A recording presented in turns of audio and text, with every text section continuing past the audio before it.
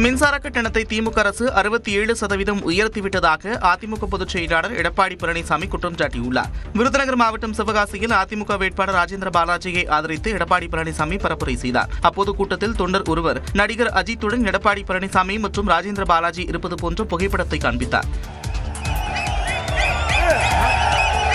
அதிமுக ஆட்சிக்கு வந்தவுடன் திமுக ஆட்சியில் ஊழல் செய்த அமைச்சர்கள் மீது நடவடிக்கை எடுக்கப்படும் என்றும் எடப்பாடி பழனிசாமி கூறினார். நீங்க பாத்தீங்கன்னா 52% உயர்த்துறாங்க. முதல்ல இந்த ஆட்சிக்கு வந்த உடனே 52% மின் கட்டண உயர்வு, ஆண்டுக்கு 5% உயர்ந்துட்டாங்க. 3 ஆண்டுல 15% மின் கட்டண உயர்வு. ஆக இப்பொழுது அண்ணா திமுக ஆட்சிக்கு திமுக ஆட்சிக்குள்ள வேறுபாடு, அண்ணா திமுக ஆட்சியை விட திமுக ஆட்சியில் இப்ப 67% மின் கட்டண உயர்வு.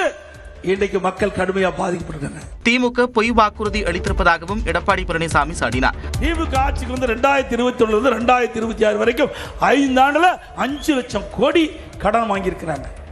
அப்படின்னா இந்த ஆட்சியில எப்படி கடன் வாங்கப்பட்டிருக்கு என்பதை நாம் ஒவ்வொருவரும் சிந்திக்க வேண்டிய காலம் இந்த காலகட்டம். அதிமுக மீண்டும் ஆட்சிக்கு வந்தால் சிவகாசியில் பட்டாசு தொழில் பாதுகாக்கப்படும் என்றும் எடப்பாடி பழனிசாமி தெரிவித்தார்.